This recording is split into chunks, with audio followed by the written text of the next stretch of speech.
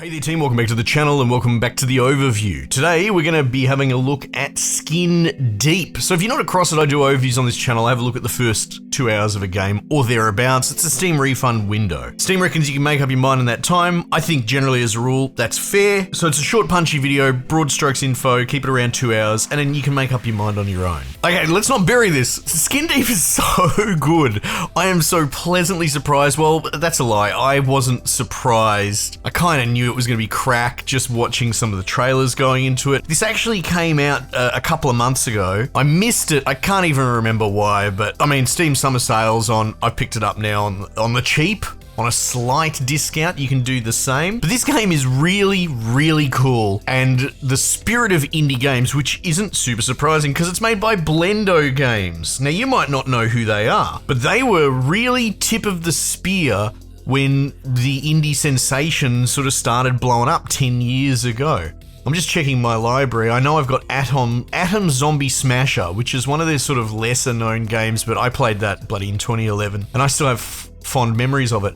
Things like Quadrilateral Cowboy was like okay, 30 Flights of Lovin'. They've got Flotilla, which I never even looked at. But the point is that they actually have all these games which may have been forgotten to time a little bit, but at the time, within that indie circuit, they were standouts as, yeah, the spirit of indie games. Unusual, small package things, not going for AAA graphics, but very much what you were looking for in that space. And Skin Deep is not so much a return to form, but more a return to the scene from Blendo, because I'm pretty sure they've been comm silent for like a long time. Just checking their Steam releases. Flotilla 2, 2018, that probably looks like the last one. So they've been missing for almost a decade, and then all of a sudden, bam, here's Skin Deep, and it's probably their best game, at least in my little humble opinion. Maybe I should go back and check out their back catalogue. Okay, so what is Skin Deep?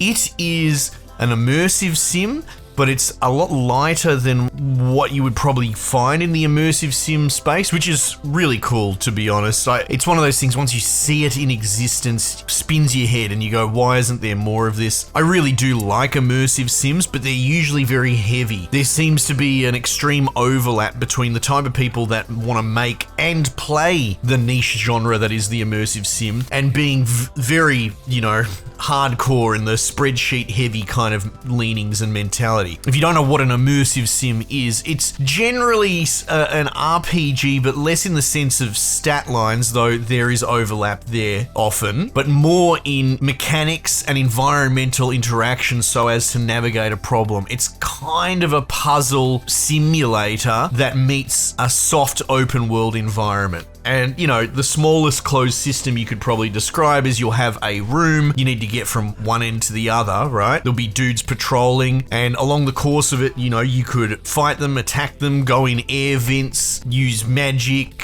stealth around, use things on the environment. So, you know, there'll be all these different systems, but usually environmental based, as opposed to, you know, I've got the stats to shoot the dude in the head, or it's going to take me X bullets to navigate this problem. So this is a much lighter version, bit tongue-in-cheek, whimsical even, to the point where I would actually say this is a great on-ramp, a baby's first immersive sim, right? If you've never played any of that before, but you find that interesting, maybe you've looked at things like Dishonored or Prey or Deus Ex, and, you know, maybe you're still standoffish, or you bounced off them because they are, you know, pretty hardcore in the scheme of things. Try this. I absolutely love the framing around this. You're essentially playing as a Karen, but again, it's done in such a cheeky and kind of good-spirited, good-nature kind of way. You wouldn't really know if the dude making this game is, you know, cranky about Karens or anything like that, or maybe it is in fact a cat lady that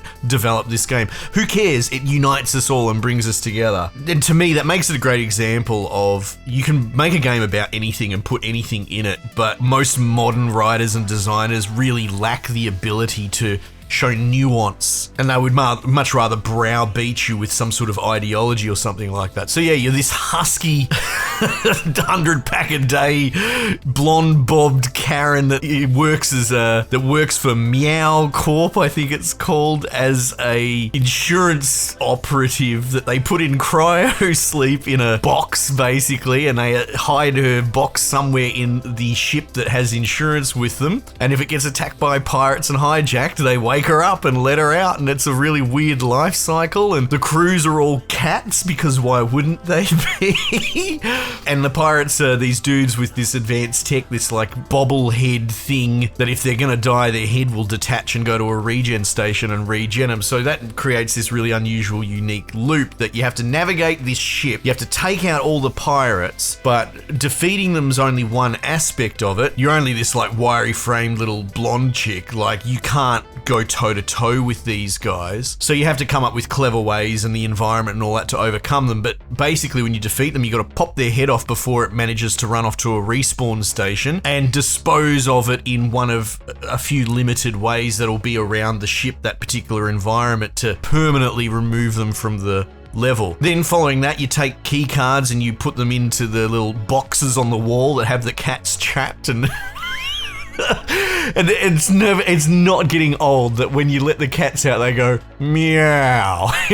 Just like in a deep dude's voice. They don't meow, it's just a guy saying meow, and I think it's so funny. Everything about this humor just tickles me so much, which again is rare. I'm very funny about humor. It takes more than a few nods and homage and ideas from things like Die Hard. In fact, this is probably, like, weirdly as I set it up, a Karen saving cats from Space Pirates. This is the closest thing to Die Hard, the video game, you're probably ever going to play. Well, apart from the actual Die Hard video games. But anyway, to the point where things like, if something with glass in it breaks, it'll leave glass on the floor, and you can step on it and you'll be hobbled, and you'll have to actually pull the glass out at some point when you get a moment, but it leaves like a little blood trail that the bad guys can follow. And same goes for like bullets and general injury. You have to do this really rudimentary self-surgery to clear all the effects on your screen and stop it hurting you. There's so many cool little mechanics. Again, I've only really played the beginning of it. And Nature of the Beast, I don't know how many hours you're going to get out of it, but it is a chain of these really, they're not procedural, at least not yet. Maybe that goes that way, but they are handcrafted in a sort of modular but still systems-based spaceship component design. Reminds me of something like Void Bastards, something similar. You roguelike onto ships,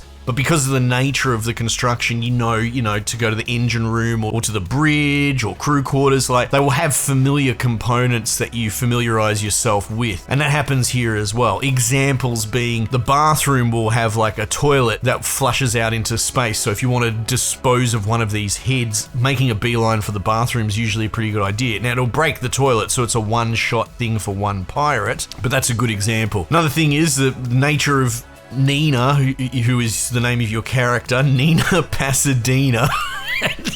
And when you clock the level and you finish and you go, mission complete, saved all the cats, it goes, Nina, puts her name up on the screen. It's so good, man. It's so dumb. But one of Nina's unique talents is, as an employee of Meow Corp Insurance, she seems to have a third lung, which makes it so that she can breathe in outer space. Don't overthink it. That's fine.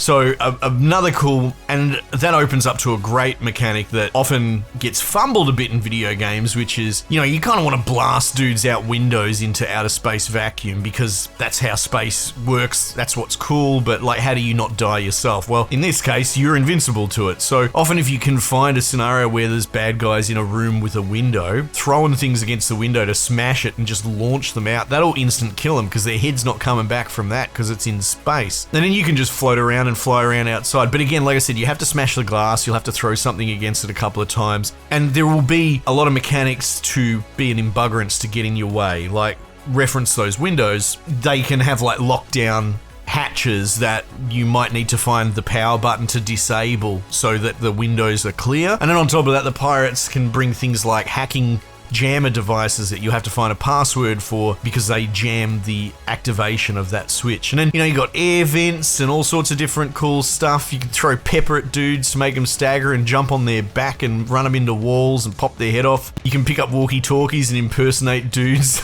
Oh, coast's clear, boss, to turn off the search situation. So yeah, it has all these really cool immersive sim mechanics, but it's done with a layer of cheeky fun, but also it's still just actual fundamentally fun as well, because that's the problem with a lot of humor games. If they lean too much on humor, often the game underneath is weak. That's not the case here. It's a good game that it just happens to have a really funny layer over the top of it. Anyway, look, I don't need to waffle on much more than that. Obviously, I'm very impressed.